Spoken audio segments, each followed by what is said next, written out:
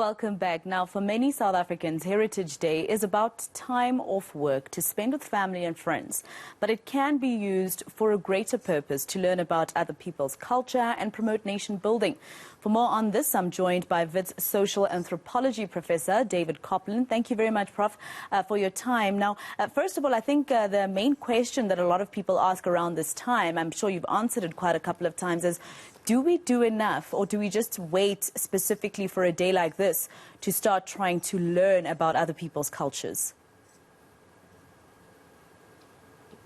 Well, thanks very much for having me on the show. It's certainly good to see everyone, and I love Heritage Day, apart from it, of course, being a day off.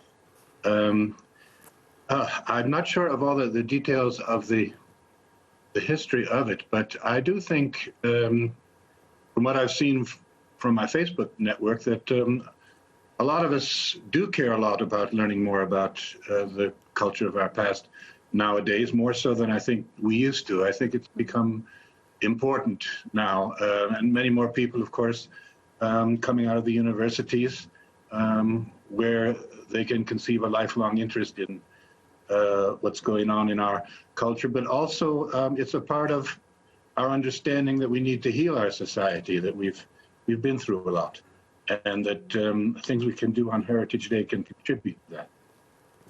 To nation building, definitely. And Prof, I think, you know, what you touched on is very important, especially looking at the fact that a lot of people think when you start thinking of Heritage Day, it's either you think it's just another holiday for you to go, you know, hang out with friends and family, or, you know, some people think that it's only meant for a certain race in our country, or a certain part of our country.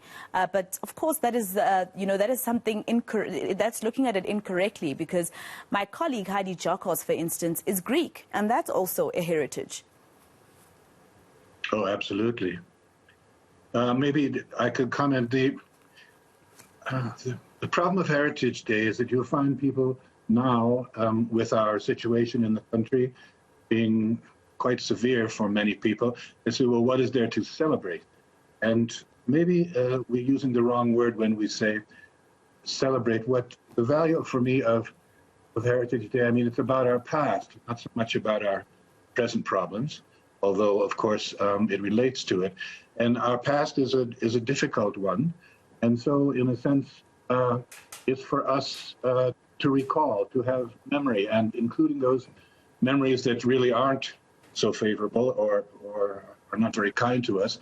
But we need to remember that history. We need to remember how we got here, however painful it can be at some times, and to raise issues about how we relate to each other as South Africans. I heard Julius Malema, the EFF, on the radio decrying the still standing statues of the old regime, like the Paul Kruger statue, were required to be taken down and so on. I don't know what the ultimate conclusion will be, but I think he's quite right to use Heritage Day to raise these issues.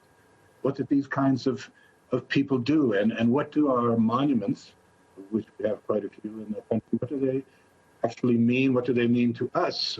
Is there any point in these you know, debating these monumental constructions? So I think the way forward sometimes is the way back, in the sense of understanding what we did here and how that has affected who we are. And that, I mean, our heritage comes just not out of cultural rules or customs or ways of people doing things. It comes out of our history, what happened to us. And that has shaped it very, very centrally in the case of South Africa. We are, after all, not one people. We are a number of peoples.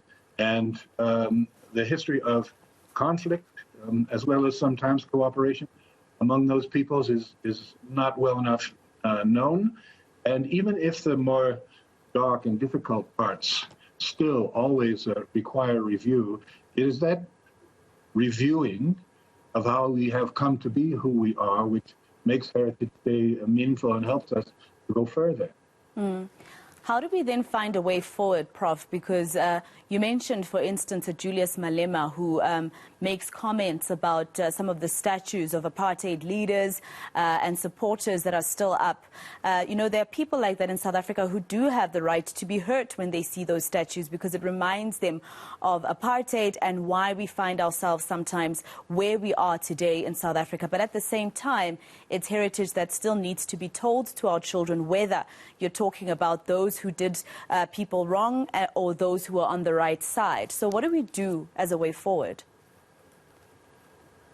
Well, I'm one of those people who feel that it shouldn't be erased, that what has happened should not be erased, which is not to say I'm not interested in what Julius Malema is saying, but you've had a number of cases I can recall when I was teaching at UCT as well, of demands that that previous history be erased and replaced with something, shall we say, more on the African side or more on the positive side, or because it was painful and so on. But we can't forget our pain by erasing it. I wish we could. Not that they have to be honored. It's not that Paul Kruger has to stay in Church Square, and certainly at UCT they took the Rhodes statue out and took it away, which, okay, that was a decision made, but we shouldn't forget who Rhodes was and what his government and his policies did here. All right.